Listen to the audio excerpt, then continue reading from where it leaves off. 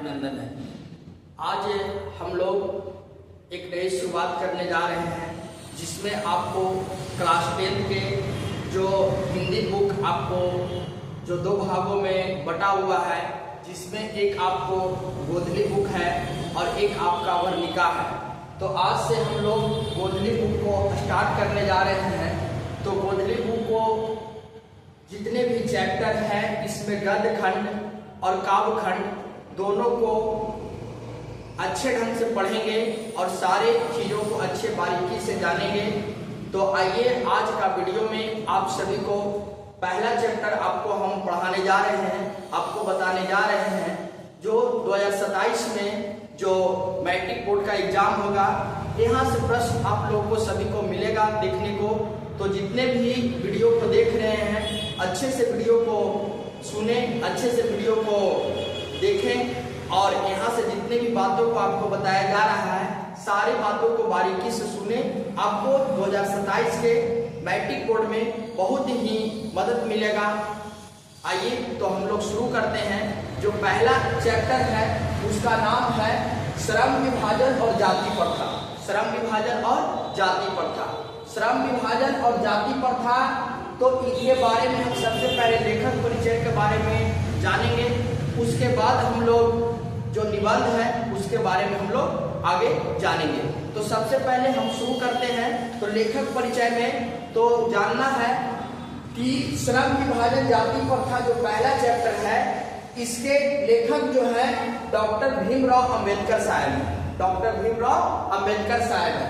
यह जो श्रम विभाजन जाति प्रथा एक निबंध है। क्या है? निबंध है। तो यहाँ से प्रश्न पूछता है कि श्रम विभाजन जाति प्रथा क्या है? निबंध है कि कहानी है कि कविता है कि साक्षात्कार है? तो आप याद रखिएगा कि श्रम विभाजन जाति प्रथा क्या है? निबंध है। आइए इसके बाद जानते हैं कि इसके लेखक श्रम विभाजन जाति प्रथा के डॉक्टर भीमराव अंबेडकर साहब है। इनका जन्म जो हुआ था 14 अप्रैल 1891 में हुआ था। 14 अप्रैल 1891 में हुआ था। महू मध्य प्रदेश में हुआ था। महू मध्य प्रदेश में। मध्य प्रदेश में एक जगह है महू, वहीं पर ही डॉक्टर भीमराव अंबेडकर का जन्म 14 अप्रैल 1891 में हुआ था। और यह जो एक है दलित परिवार से बिलोंग करते थे। किस परिवार से बिलोंग करते थे? दलित परिवार से बिलोंग करते थे। फिर आगे है कि पढ़ने के लिए बाबू अमेरिका और इंग्लैंड गए थे। एक बड़ौदा नरेश जो थे, बड़ौदा के एक राजा नरेश, उन्होंने इनको प्रेरणा दिए थे कि आप अमेरिका जाइए, न्यूयॉर्क शहर में जाइए और वहाँ पढ़ाई कीजिए। तो उन्हीं के प्रेरणा स्रोत से अमेरिका और इंग्लैंड में जाकर अपने शिक्षा को ग्रहण किए थे और पढ़ाई किए थे। फिर है कि स्वदेश में रहकर कुछ दिन वकालत भी किए थे। मतलब भारत में रहकर वकालत की कुछ दिन भी पढ़ाई मतलब वकालत भी किए थे। अब इनके जीवन के प्रमुख व्यक्ति कौन कौन है डॉक्टर भीमराव अंबेडकर के? तो बाबू एक बुद्ध है। कौन है? बुद्ध है। दूसरा कबीर है और तीसरा ज्योतिबा फूले है। ये इनके जीवन के प्रमुख व्यक्ति थे, बुद्ध, कबीर और ज्योतिबा फूले। फिर इनका अन्य नाम क्या है? तो बाबा साहेब भीमराव अंबेडकर को बाबा साहेब बोला जाता है, संविधान के निर्माता बोला जाता है, संविधान के जनक बोला जाता है। तो आप याद रखिएगा, प्रश्न यहाँ से पूछता है कि बाबा साहेब के नाम से किनको जाना जाता है? तो डॉक्टर भीमराव अंबेडकर को जाना जाता है। संविधान निर्माता के नाम से किनको जाना जाता है? तो डॉक्टर भीमराव अंबेडकर को जाना जाता है। संविधान के जनक के नाम से किनको जाना जाता है? तो डॉक्टर भीमराव अंबेडकर को जाना जाता है। फिर है अन्य नाम। अन्य नाम हो गया। प्रमुख रचनाएं इनका क्या क्या है? जिसमें बहुत सारे पुस्तक की रचना किए हैं। तो जिसमें जो प्रमुख है आपको हम लिखे हैं द कास्ट्स इन इंडिया। पहला क्या है? The castes in India, mechanism. फिर है the untouchable, who are they, Buddha and his Dhamma. फिर इसके बाद है एनिहिलेशन ऑफ कास्ट। इस समय जो पुस्तक का रचना डॉक्टर भीमराव अंबेडकर साहब ने किए हैं, जिसमें प्रमुख जो पुस्तक आपको जो 10th बोर्ड में पूछता है, यहाँ से प्रश्न आपको देखने को मिलेगा। ज्यादा करके ये प्रश्न पूछता है एनिहिलेशन ऑफ कास्ट जो है किनकी रचना है? तो annihilation of caste doctor Bhimrao Ambedkar साहब की रचना है। फिर यह जो है हिंदी रूपांतरण इसी का किया गया है, मतलब एलिमिनेशन ऑफ कास्ट से ही श्रम विभाजन जाति प्रथा को लिया गया है। इनके फिर आगे नेक्स्ट क्या है इनका कि संपूर्ण 92 जो इनका प्रकाशित हुआ था 21 खंडों में प्रकाशित हुआ था। कितना खंडों में? 21 खंडों में। तो पूछेगा कि डॉक्टर भीमराव अम्बेडकर के जो खंड 92 था वो कितना खंड में प्रकाशित हुआ था? तो 21 खंडों में प्रकाशित हुआ था।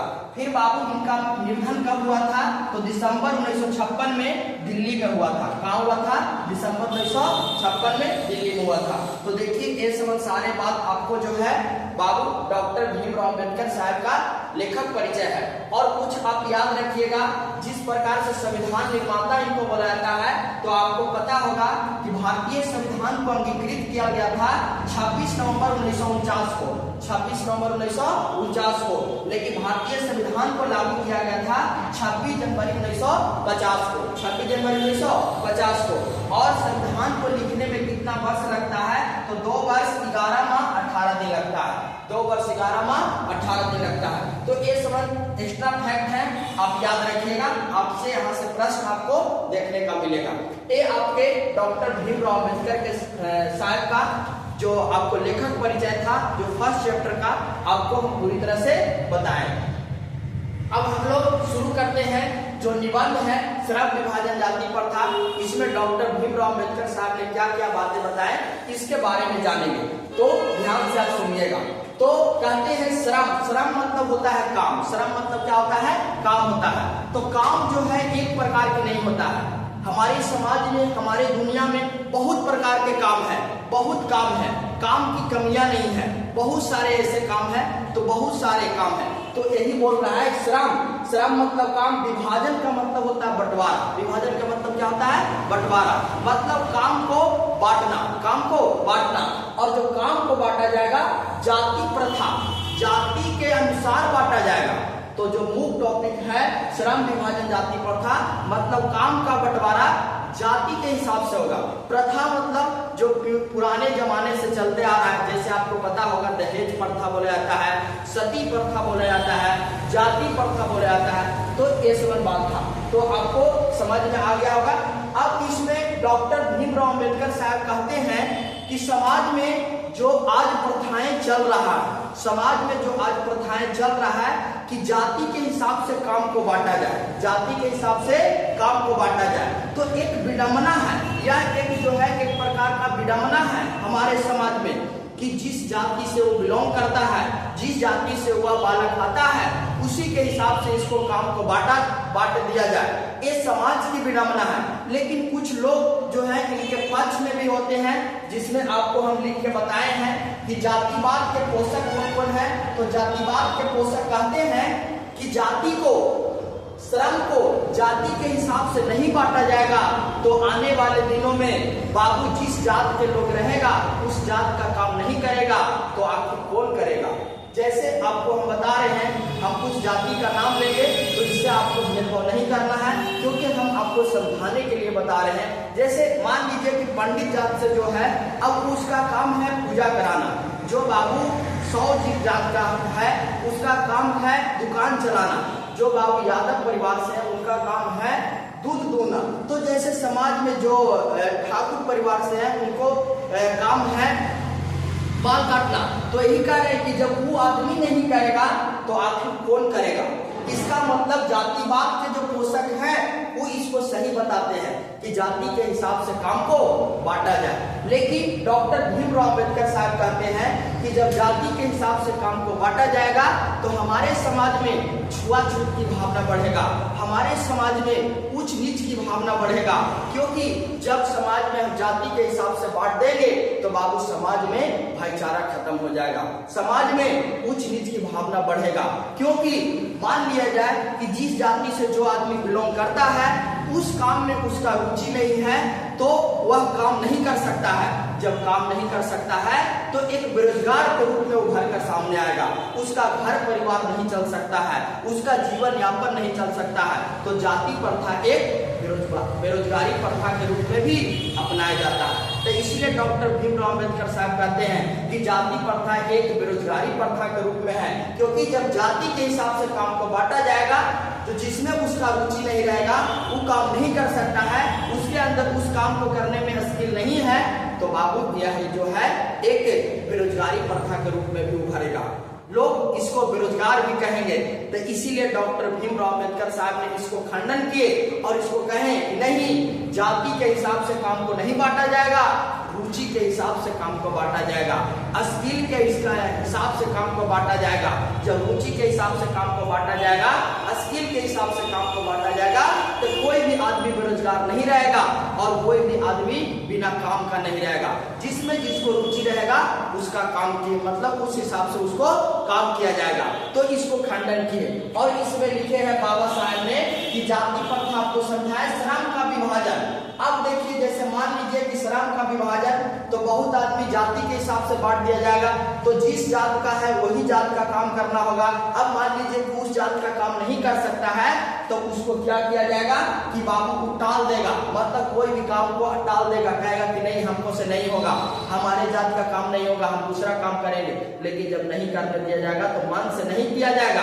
फिर इसमें कहते हैं कि आर्थिक पहलू कमजोर हो जाएगा, मतलब उसका आर्थिक स्थिति भी खराब हो जाएगा, क्योंकि जब काम को रुचि से नहीं करेगा, मन से नहीं करेगा, तो बाबू आर्थिक पहलू भी कमजोर हो जाएगा। वह जो है रुपया पैसा से भी कमजोर हो जाएगा, घर की स्थिति भी खराब हो जाएगा। फिर आगे कहते हैं कि यही नहीं, गर्भ में ही, माँ के गर्भ से ही लोग बांट देता था कि बच्चा जब जन्म होगा तो जिस जाति से बिलोंग करेगा उसी जात का इसको काम करना होगा। मतलब बालक अभी धरती पर आया नहीं है, माँ के गर्भ में ही है, और लोग इसको बांट देता था। तो ये था दिक्कत। फिर तो ये समाज में एक बुराई थी जो जाति के हिसाब से काम को बांट दिया जाएगा। इसी का खंडन डॉक्टर भीमराव अंबेडकर साहब ने किए और कहे, और इसमें बताते हैं लोकतंत्र का मतलब होता है जनता के लिए और जनता के द्वारा जो शासन चलाया जाता है उसी को लोकतंत्र कहा जाता है। लोकतंत्र में भाईचारा होता है, जिस प्रकार दूध और पानी को मिला दिया जाए तो अलग नहीं होता है, उसी प्रकार लोकतंत्र में भाईचारा होता है, मतलब आपस में सबको मिलजुल कर रहेंगे, आपस में सारे कामों को जाति के हिसाब से नहीं बांटेंगे, तो बाबू समाज में भाईचारा कम नहीं होगा, समाज में भाईचारा को बनाए रखा जाएगा। तो इस हिसाब से इसमें जातिवाद का खंडन डॉक्टर भीमराव अंबेडकर साहब ने किए और सारे लोगों का है कि रुचि के हिसाब से काम को बांट दिया जाए। बस इतना ही यह निबंध में डॉक्टर भीमराव अंबेडकर साहब ने बताया है। आप सभी को वीडियो बहुत अच्छा लगा होगा, तो लाइक और सब्सक्राइब कीजिए और शेयर भी कीजिए। हम ऐसे ही करके हर एक चैप्टर का आपको वीडियो बनाएंगे, जिसमें लेखक परिचय और कहानी रहेगा तो कहानी के बारे में, निबंध रहेगा तो निबंध के बारे में, साक्षात्कार रहेगा तो साक्षात्कार के बारे में आपको हम बताते जाएंगे।